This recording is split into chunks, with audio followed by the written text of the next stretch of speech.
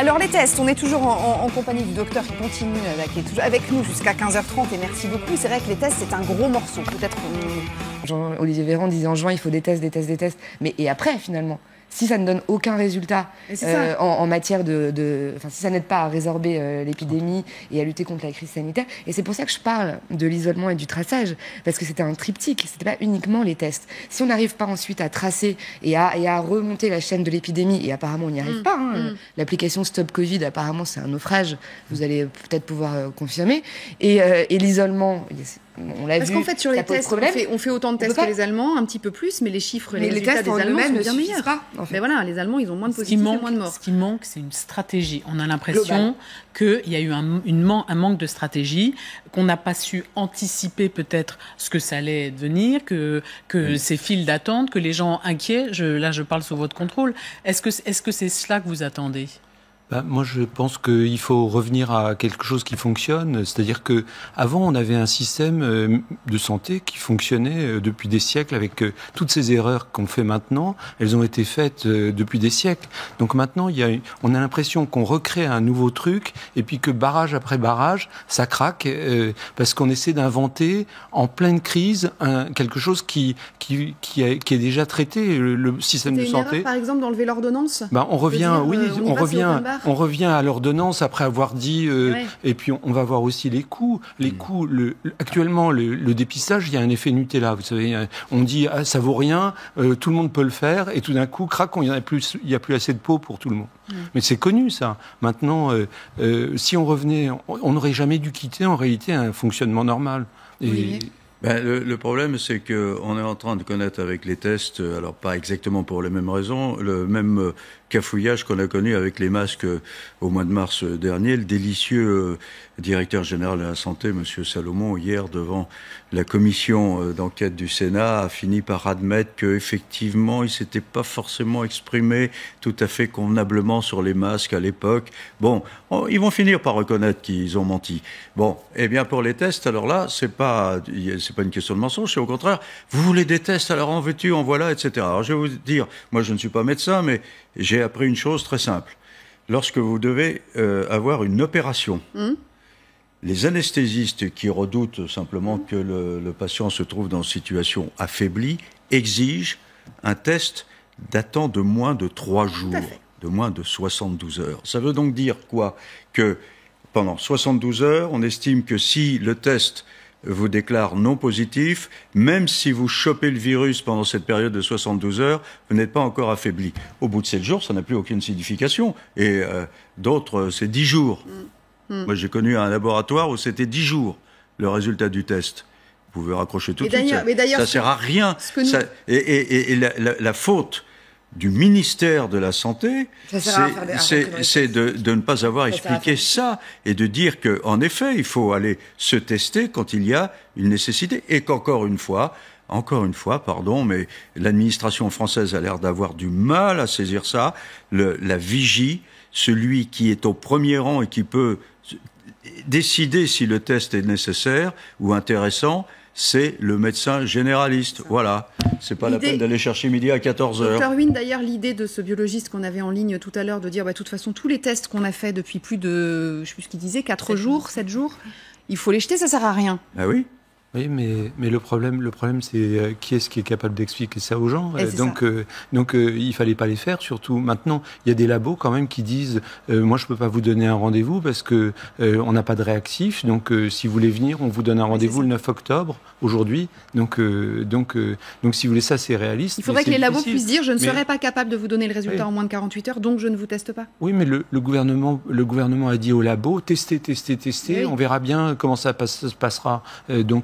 Donc là, je vous dis, les barrages sautent les uns après les autres, parce qu'on pense pas à l'étape suivante. C'est quand même ennuyeux, parce que si vous voulez, les réactifs, ça fait quand même des semaines et des semaines qu'on sait qu'on en aura besoin de beaucoup.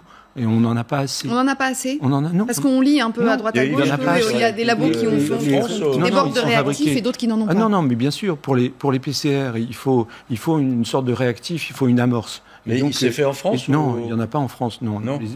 Ils viennent tous de l'étranger, ils viennent en particulier des États-Unis, qui en ont besoin aussi. Et donc les labos manquent de machines, parce que les machines doivent être autorisées, et puis elles manquent de réactifs. Mais moi, quand je vous entends, j'ai l'impression que finalement la solution est simple. La solution, c'est de dire on priorise, et donc on teste sur ordonnance. Oui, mais ce qui est très bizarre, c'est qu'Olivier Véran disait début septembre, justement, on va prioriser les personnes à risque, les personnes symptomatiques, les personnes fragiles, et rien ne se passe. Et les personnels soignants, en tout cas, on va choisir qui on teste et pourquoi on teste. Et depuis, rien ne s'est passé. En tout cas, aucune décision n'a été prise. Et c'est vrai que c'est extrêmement opaque et très compliqué. Charlotte, nous sommes en France. Parce qu'il y a aussi la pression des élus locaux qui ont distribué des masques. Et maintenant, ils trouvent qu'ils vont distribuer des tests. Donc, ils ouvrent des trucs où tout le monde vient. Et il y a une sorte de... En réalité, il y a quand même une démagogie sur tous ces trucs-là. Donc, Alors, y aura-t-il des décisions tout à l'heure à 17h ou des demandes au préfet de prendre des décisions dans les jours à venir, comme ça avait été le cas, par exemple, pour Marseille? On a bien l'impression qu'on s'en sort pas. Ça fait 6 mois, 6 mois aujourd'hui qu'on a été confinés. Comme quoi, c'est déjà une demi-année. On a l'impression que c'était hier. Il faut faire avec. C'est ce que nous répètent à longueur de journée, notamment le président de la République et le Premier ministre. Écoutez.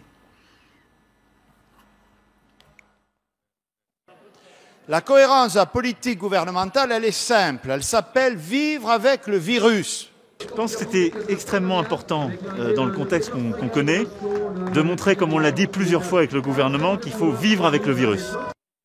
Il faut vivre avec le virus, docteur. Ça veut dire qu'on est condamné à vivre avec un masque. On n'imagine pas un médecin nous dire un jour, c'est bon, le risque est 0, c'est bon, il n'y a plus aucun risque, vous pouvez enlever vos masques dans les transports. Quand ça va s'arrêter ? Oui, sûrement, mais globalement, porter un masque, c'est quand même pas le pire qui puisse arriver à un être humain. Donc c'est sûr qu'on a passé une étape, c'est-à-dire qu'on reviendra pas en arrière. Donc l'hiver, on verra des gens masqués parce qu'ils sont malades, parce qu'ils ont la grippe. Je parle du masque, je parle de la fête d'anniversaire, je parle du gros câlin, je parle du bisou, mais ça, on va revenir quand même, j'espère, à ces pratiques qui sont quand même nécessaires. Est-ce qu'on n'a pas changé de monde ? Parce que moi, j'ai parlé à quelques politiques ou à quelques communicants qui disent que, par exemple, les campagnes électorales, chacun son métier, il va y en avoir pour les régionales, il y a évidemment la présidentielle dans 18 mois. On ne pourra pas faire des grands meetings comme on les a vus, avec des gens qui agitent des drapeaux et qui seront confinés dans une salle. Quel que soit l'état où on en sera de l'épidémie, on est en train de basculer d'un monde vers un autre. Je ne sais pas ce que sera ce fameux monde d'après. Mais en tout cas, on réfléchit déjà dans les milieux des communicants, etc., à des campagnes sur les réseaux sociaux, évidemment à la télé, etc. Voilà, et on voit ce qui se passe aux États-Unis. Exactement.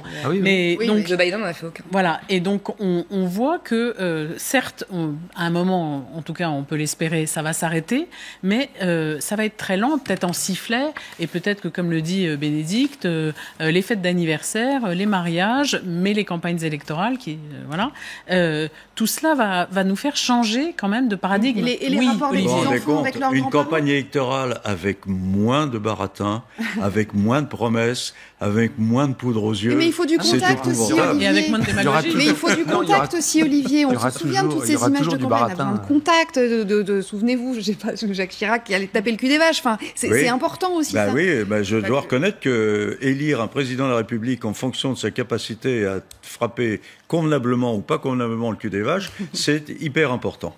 Arrêtez de vous moquer de moi, vous voyez très bien ce que je veux dire. Les rapports, même les rapports des enfants. Mais là où vous avez raison, c'est que ce sont des moyens aussi de juger de ce que les candidats sont capables de créer comme ferveur, etc. Et ça, c'est une jauge aussi qui va peut-être disparaître, en tout cas à court terme, effectivement. Est-ce que, docteur... Au-delà de taper le cul des vaches, c'est intéressant. Non, mais c'était une petite pirouette. Mais est-ce que, docteur, vous imaginez un jour que on puisse nous dire, bon, allez, ça y est, parce que je vous dis ça parce qu'en fait, Olivier Véran, c'était au mois de juin, me semble-t-il, qui disait, c'était en juin, qui disait, le plus gros de l'épidémie est derrière nous. En gros, on n'est pas encore sorti d'affaire, mais on va s'en sortir. Est-ce qu'un jour, vous imaginez qu'un politique ou qu'un médecin puisse nous dire, ça y est, on s'en est sorti de la Covid-19 ? Oui, on sera sorti de la Covid-19, mais il y aura une autre maladie. Maintenant, je pense qu'on est rentré dans une démarche de crainte vis-à-vis des maladies. Avant, au néolithique, on n'avait pas peur des maladies parce que de toute façon, on mourait tout jeune et on savait même pas que ça existait. Maintenant, plus on est conscient, si vous voulez, la conscience, on revient jamais en arrière. La connaissance, on revient jamais en arrière. Donc maintenant, on sait que les maladies contagieuses sont contagieuses. Et on a découvert qu'on n'était pas immortel. Voilà. Et donc, je pense qu'il y aura. Et c'est ça c'est ça qui va beaucoup changer la société. Donc on va revenir un tout petit peu en arrière, mais à la marge. On ne reviendra jamais à l'état antérieur. Je doute de ce que vous dites, parce qu'il y a encore des gens qui croient que la Terre est plate.